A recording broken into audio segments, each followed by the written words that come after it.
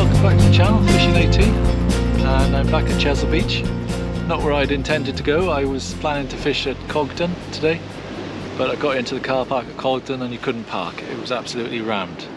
So I've just driven 5 miles further east and I've stuck myself at Abbotsbury like I was last week, but in a different position. Instead of walking towards the Dragon's Teeth, I've walked the other way.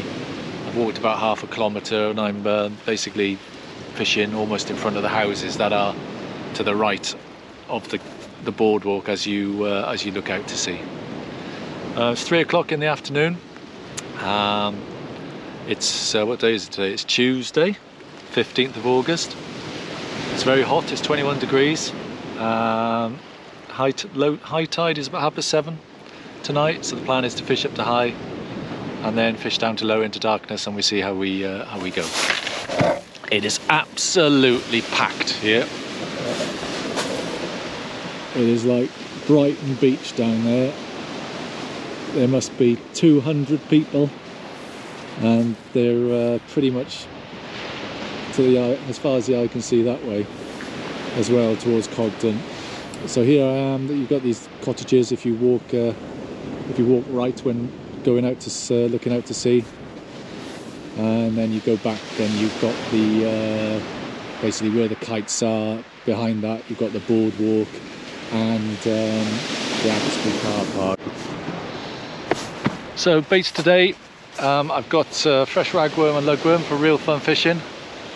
I've got frozen squid, bluey, sandeel, mackerel and prawn, so quite a wide variety of baits.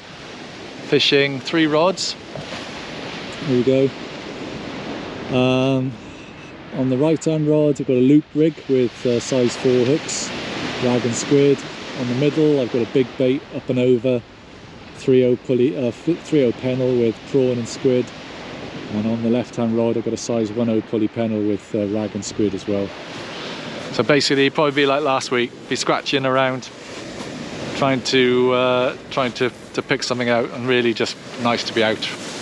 We've had some pretty poor weather the last few days. Tomorrow would have been a better day. There's quite a southwesterly breeze blowing in, about 10 mile an hour. Sea state is pretty calm. It's about 0.5 to 0.7 meters on the app. The plan is, the forecast is for the wind to pick up a little bit again this afternoon, up to about 12 to 15, but then die back evening. So pretty much like last week, but a little bit less blowy.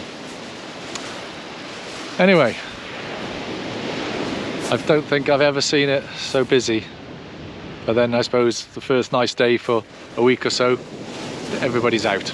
The car parks as you drive past Cogton, down by Burton Bragstore there, or the camping sites, rammed full. Anyway, Great British Summer is finally upon us. Let's see what we can catch today. Tide-wise today, there's about 2.5 metre difference between low and high. We're 2 hours 40 minutes to high water. Very quiet, no bites as yet on 3 rods. I tried spinning earlier on as I did last week with just to bed the reels in. Had 3 casts on each, but no mackerel. There's a chap fishing about 100 yards down the beach. He's been spinning. He's had just the one that I've seen. So very quiet here. The wind's picked up a little bit, but the sun is out and it's absolutely glorious. Sort of had to take me thermal top off, just in a t-shirt now. And it's almost 5 o'clock, so summer's back for a few days anyway. One of the rigs I'm using today is an up and over rig. For those of you that don't use one or haven't heard of it, at the top of the rig I've just got a size 2 crane swivel, and onto that I've got a Gemini clip. But you can see it's got a little upturned on it, so you turn it round, so you tie your trace body to the eye, and you put the swivel onto the clip like that. And then I've got a 100-pound rig body, basically down to my, if I ignore that a minute, my trace bottom there. So I've got a swivel at the bottom there, and onto my rig body, the upper rig body, I got a lead that's sliding basically, and that's just on a Gemini clip and with an imp and my weight. So at the bottom it looks something like that. So here's my main body. I've got a swivel there which is out onto my trace, and I've got a bead there, and my trace body then is which basically would fall below the weight if I didn't clip it up and over. Terminates in this case I've just got a pulley, sorry, a 2-hook pennel rig. And then what you do is that obviously the weight is trapped by the bead and the swivel. You take the trace body, you bring it up to the clip so that it clips over the top, and then you bring the pennel down and you clip it onto the weight. The genie clip there, imp, and so you have a trace that's quite short, but then when it hits the water, obviously the imp releases the trace, and essentially then you have a trace body that is twice as long as what you have, because it goes up and over the clip. So in this case it's about 5 foot, so the trace is 2.5 foot, and the trace, the actual rig itself when it's all clipped up is about 2.5 foot. Hope that makes sense. So rig wise, as I said, using sort of loop rigs and 2-hook clip rigs, 1/0 pulley pennels and 3/0 up and overs. So typical sort of bait size. So here's for sort of piece of mackerel on a 2-hook clip rig. You can see that there's a size 4 hook. It's quite a small bait, it's about 1.5 inch, but leave a little bit of a flappy bit on there. I whip it onto the eye of the hook just so that it tries to hold that mackerel up and not slump around the U bends, because obviously the small hooks, and obviously you could mask the tips. Here's a prawn and squid on a pennel arrangement. So the prawn, it's about 3-4 inches long. So a whole king prawn. Taking the shell off really just on the tail so I can get a little bit more effective whipping. Tail up here, head down here, and with a little wrap of squid in it.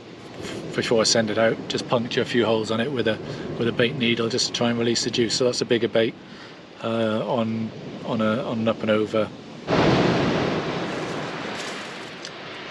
And in terms of lug or rag baits, here's I think 3 blow lug on a size 2 pulley pennel, tipped off. Well, this one's actually been out in the water for 30 minutes untouched.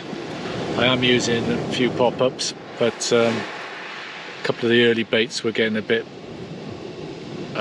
roughed up by something, not bites, and you could feel a little bit of roughness on the line, where it's possibly spider crabs.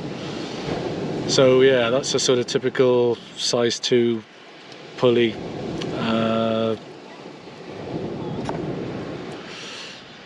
lug or rag bait. And I have the joys where I was fishing about 60 yards, 70 yards away from a chap, and we just had a load of mackerel fishermen just pitch up right between us. I suppose that's one of the hazards. If you, I don't know, I didn't feel like walking far this morning or this afternoon. I actually went to Cogden twice today. I'll tell you a little story. I got to Cogden at about 11:30, sorry. Went to pay at the car park and thought, oh Christ, where's my wallet? And I stopped at the services about an hour away, up near Ilminster, and I thought, oh, I've left it there when I went to get a Greg's sandwich. Anyway, so I drove back an hour, went into Greg's, nope, didn't have my wallet. Burger King next door, nope, didn't have your wallet. So I thought, oh, I'll just check the van again, having checked it at Cogden car park.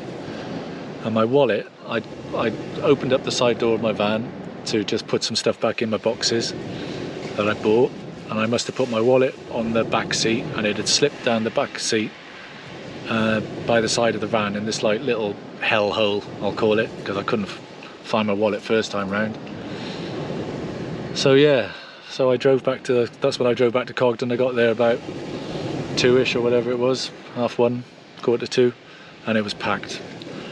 So that was 2 hours I lost today, but judging by the fishing, we're an hour from high water, absolutely nothing, no bites whatsoever. So it's quieter than actually last week. So we'll see, keep going, plenty of bait, darkness is coming. Live in hope. My channel is renowned for the massive fish that I catch. Here being another example.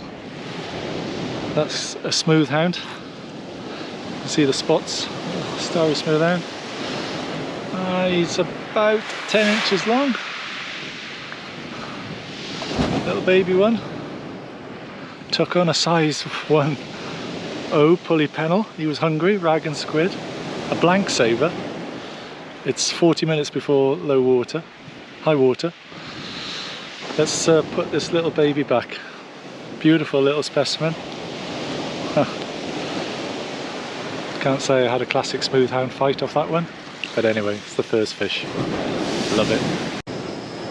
It's almost high water, 10 minutes to high water, and other than that, mighty Smoothound.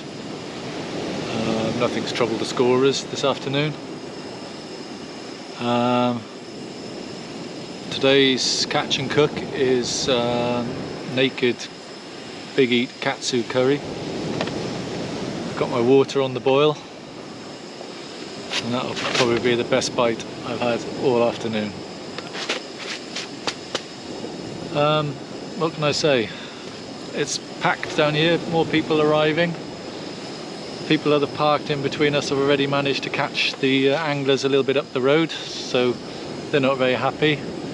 One of them can't really cast at all, swinging a lead round. He's got 2 young children running about his feet. I don't think they understand the risks. You know, they've got their rights, absolutely, to come and fish, but you have to learn the basic skills and actually show some respect for other anglers, particularly if your casts are going left, right and not going particularly centre. So just got to keep your eyes out. I feel more for the little children running around them actually, that there's a risk of them getting a hook in the head. My brother had a hook in his head when he was quite young, and had to have it cut out. Some angler was casting and my brother got a bit close, so know all too well the risks of that. Anyway, there endeth the lesson. Let's carry on. It's 2 hours after high water. I actually just had my first bite from the you-know-who. Another massive specimen. Little bootlace conger, trace wrecker. Right, let's put him back in and bait up and give it another bash. My ability to catch monster specimens has reached new heights. Here is a pout that is about 4 inches long. It's a mighty fish. And that was it. I've packed up at about 20 to 1 in the morning. Fishing for 10 hours, 50 baited casts for 3 fish.